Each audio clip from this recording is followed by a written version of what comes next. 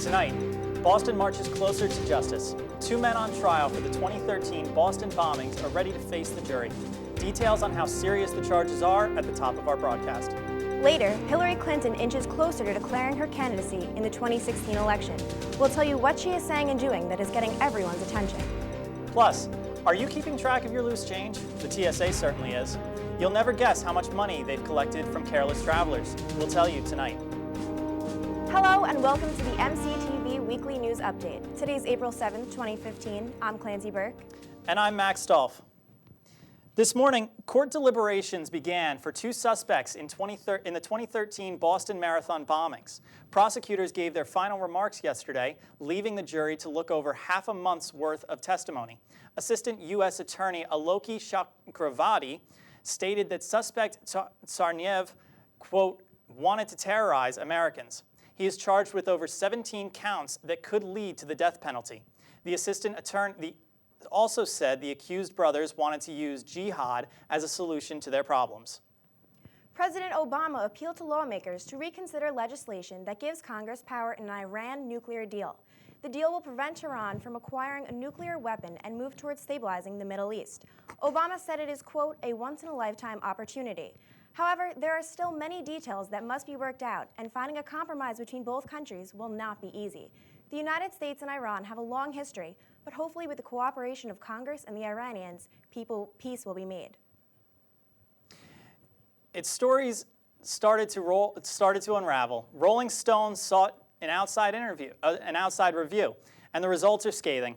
Andrew Spencer was what the article's author describes as brutal and humbling. Check it out. The author of Rolling Stone's discredited article, A Rape on Campus, calls the review a brutal and humbling experience. The story centered on a woman's claims of a horrific sexual assault at a University of Virginia frat house. It's a situation where seemingly fraternities are calling the shots, where sexual assault is rampant, where rape victims are afraid and discouraged from coming forward. But that was 4 months ago. In a statement released Sunday, Sabrina Rubin Erdely describes the time since as among the most painful months of her life. November's article led to protests at UVA. The university suspended all fraternity activities. Someone even vandalized the frat house. Within a month, however, the story from the alleged victim, Jackie, started to unravel. Columbia Journalism School published the results of a 3-month outside review. Scathing, it cites multiple instances where it says Erdely and her editors failed to do enough to corroborate Jackie's claims. There have been more phone calls, more reporting that have been done. Some of those obvious discrepancies would have come to the surface, and both the writer and her editors could have avoided this. On Rolling Stone's website, the managing editor calls the report, quote, painful reading to me personally and to all of us at Rolling Stone. He apologizes and says he and his staff are committing themselves to making changes that are recommended by the report. I'm Andrew Spencer reporting.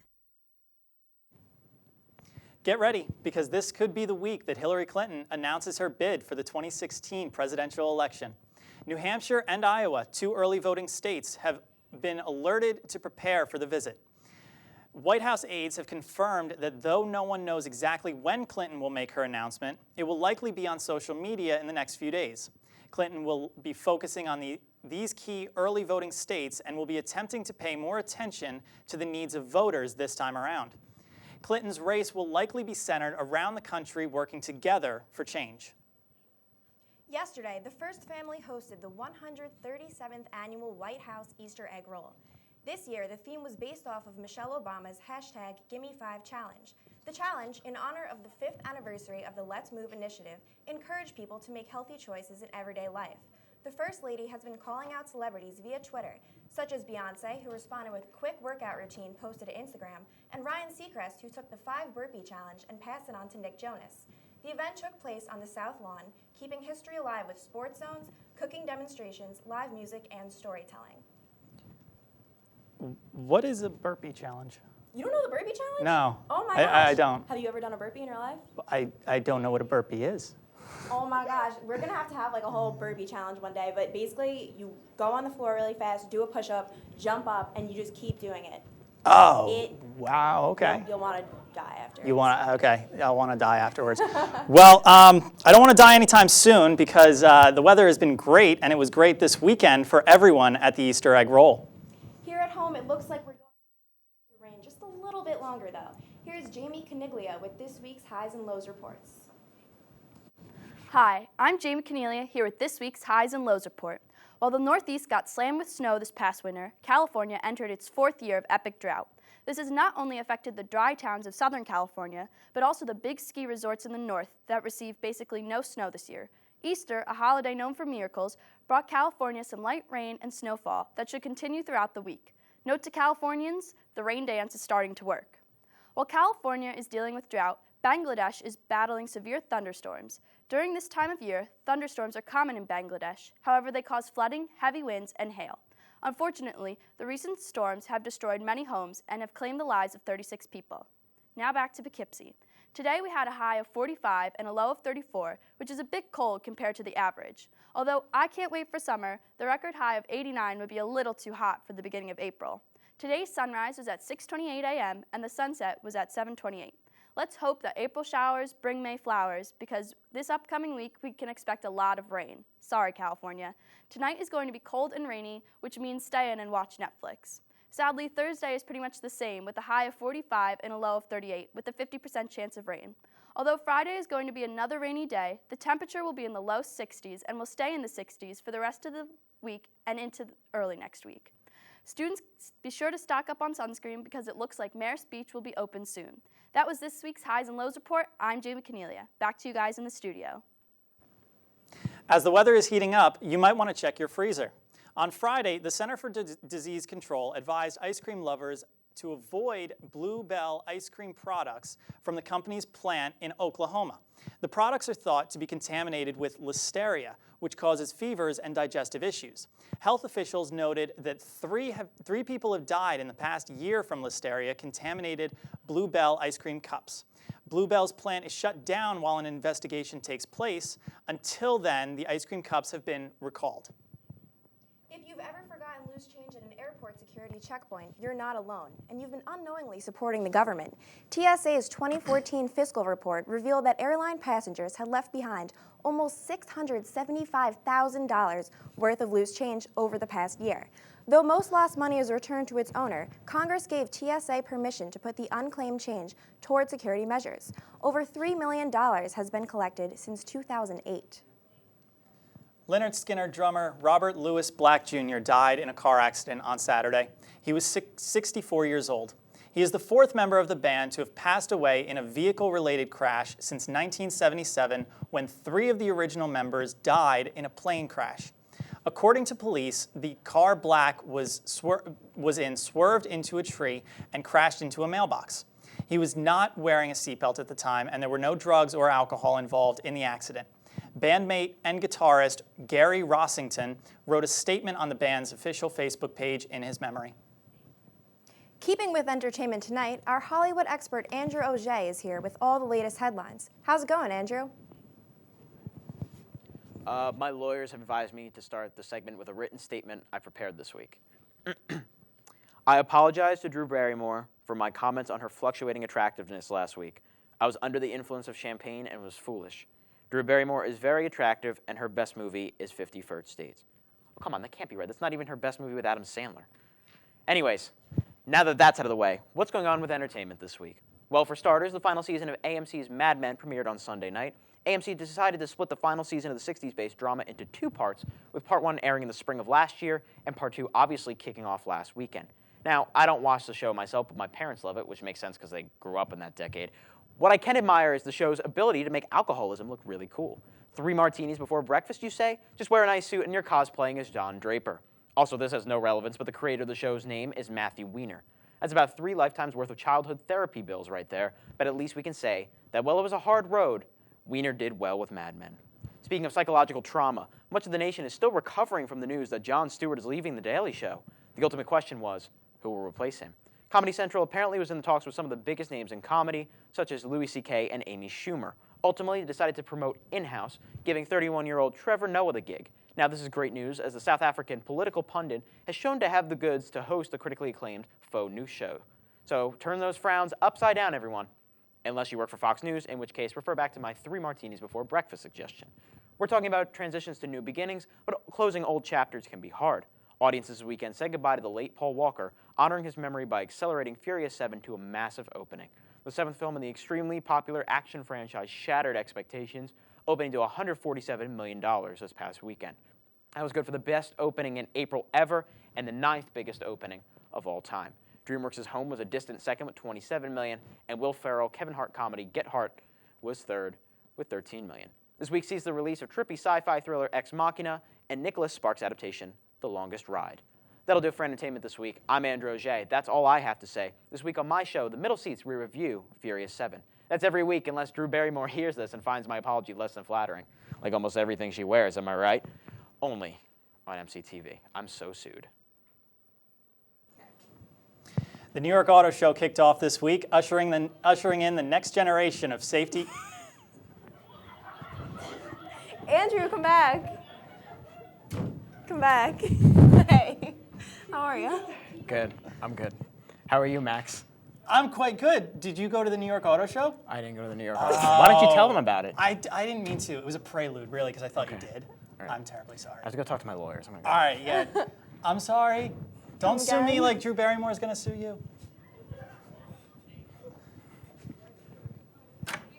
Just read on your couch. Well, the New York Auto Show kicked off this week, ushering in the next generation of safety, This was technology, literally your worst idea ever. efficiency, and styling for automobiles. Honda unveiled its 2015 Civic, a complete redesign of the current model. Lincoln resurrected its iconic Continental nameplate, and Chevrolet updated the Spark and Malibu. Scion expanded their lineup to include a new 5-door IM that will price under $20,000. But McLaren stole the show, adding the company's first ever sports car to their lineup. The 570S is powered by a 3.8-liter twin-turbo engine, kicking out 641 horsepower. The sports car will go from 0 to 60 in 3.2 seconds. Pricing starts at $213,000. Now, speaking of cars, one famous TV guru is hitting the road for good. It all has to do with a man you may know from the hit BBC program Top Gear. Our very own Me has more. This is my Honda Civic, a 2011 that gets 34 miles to the gallon and is a top IIHS safety pick. It's one of the most popular cars in the world. And in 2011, Jeremy Clarkson called the car's ride comfort intolerable and likened the interior to being fit for a Victorian prostitute.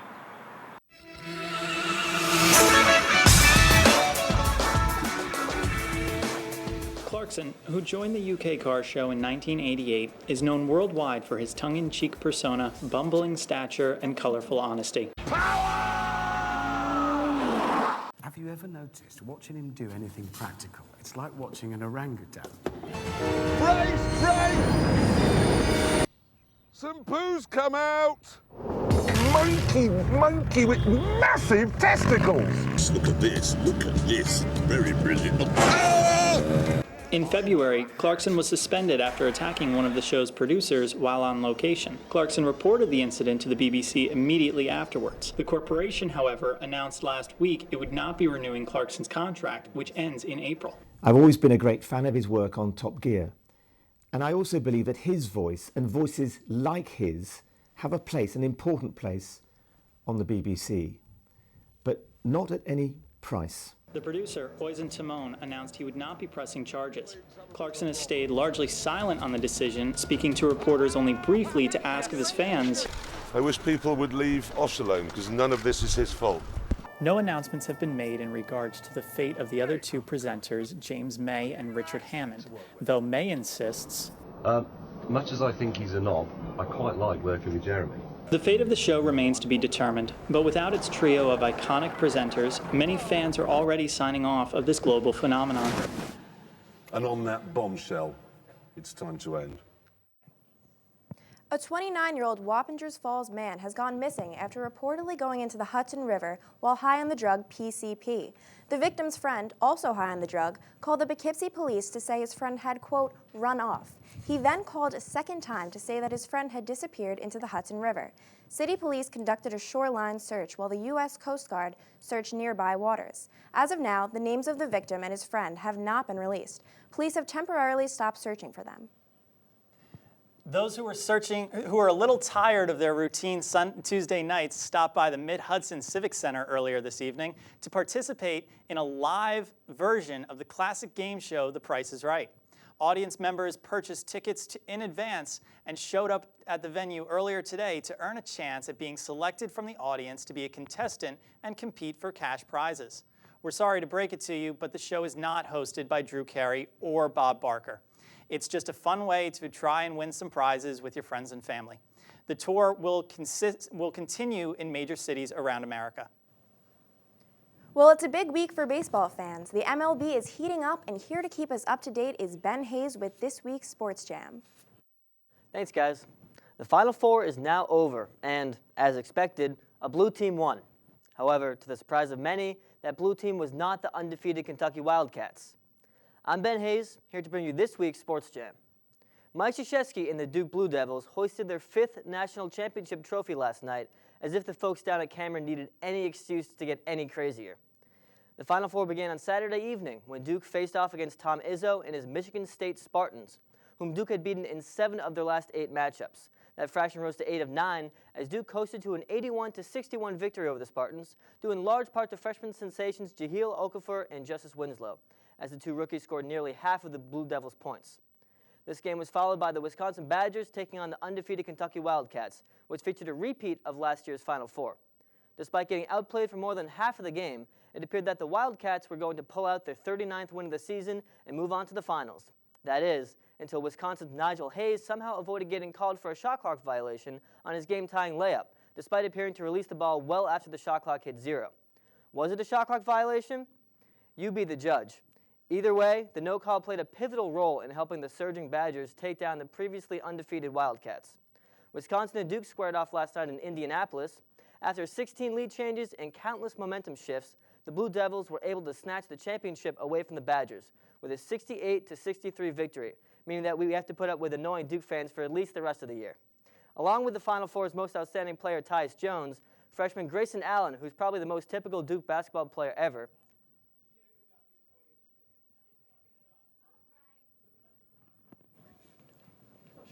This weekend, Rudolph Purse, the creator of the Pillsbury Doughboy, died as a result of cardiac arrest at the age of 89. The pudgy mascot, also known as Poppin' Fresh, has been an instantly recognized icon of the company's refrigerated biscuit, crescent roll, and cookie dough in American homes for more than 50 years.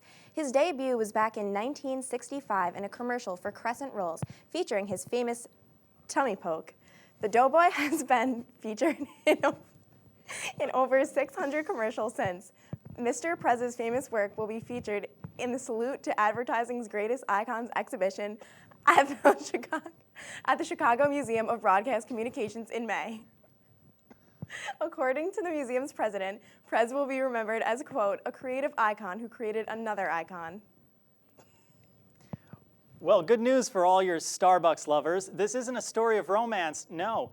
It's a story of success. The Queen of Coffee Shops has partnered with Arizona State University, offering all eligible full and part-time employers full tuition towards an online bachelor's degree from ASU. Employees who take full advantage of this program will save an average of $60,000, the cost of 4 years online tuition. Starbucks hopes to get at least 25,000 employees graduated by 2025. I mean, that's pretty cool. Like Starbucks is doing more. Like they had that campaign a couple weeks ago about like Race Together. So this is definitely better than that. Just a little bit, a whole entire tuition. I don't think you can get any less controversial. I know. Than free education.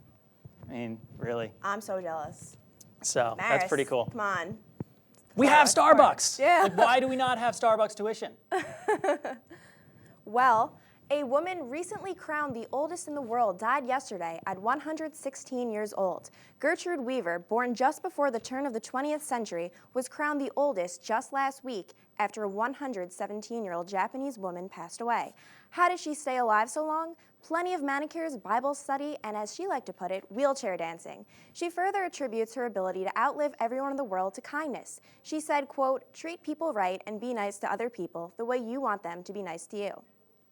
Sad. One family in the Caribbean went horribly wrong, and experts think it may have something to do with pesticides. Jean Cesares reports. A spring vacation for the Usman family in the U.S. Virgin Islands was supposed to be a tropical paradise. But just hours after checking into their St. John's condo, the family of 4 thought they had food poisoning. Paramedics were called to the Delaware family's villa on March 20th after Steve Esmond fell unconscious. His wife and 2 sons began having seizures. The family was rushed to a hospital in nearby St. Thomas and then airlifted to the United States after it appeared they had been exposed to a lethal pesticide. Methylbromide is a potent neurotoxin, and in fact, EPA banned its use for indoor applications all the way back in 1984. Ignoring EPA regulations, federal investigators say methylbromide was sprayed on the first floor of the condo to kill bugs. But odorless fumes reached the second floor where the family was staying.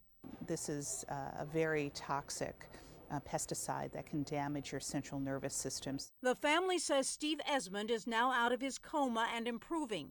His 2 sons are still both listed in critical condition. His wife is out of the hospital and undergoing therapy. Indoor use of the toxin is illegal, but the EPA says it has never seen such a devastating indoor case before, raising serious questions about where else this chemical is used. Today it's used primarily in agriculture. For instance, it's injected into the soil of strawberry fields. If the chemical is put in the ground near the strawberries, how do we know that we're not going to get it in our system when we eat some of those strawberries?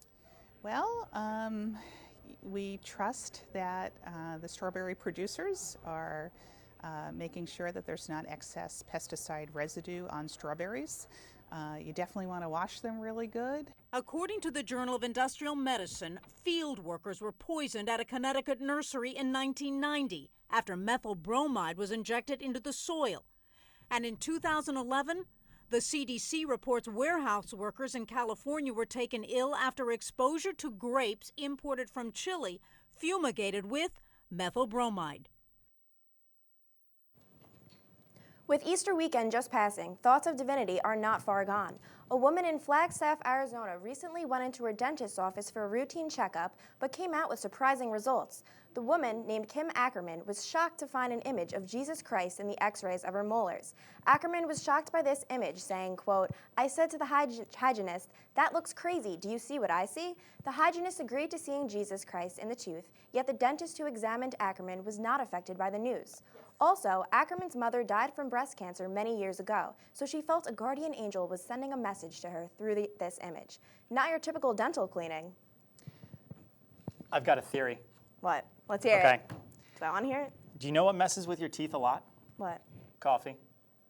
And do you know who just announced tuition in Arizona? Starbucks. Oh, and I think those two are correlated. I'm not saying Starbucks has a correlation with Jesus, but I'm also not saying it. I'm not saying it either. I don't know. Maybe. Have you tried their tiramisu latte? I haven't. Fantastic. I haven't. Fantastic. I think I'm gonna have if to you can get after it, if you can get it during the season, the caramel blue crunch ribbon. Oh God. All right, this kid knows Starbucks. That is godly. All right. And on that note, that's all the news that's new tonight.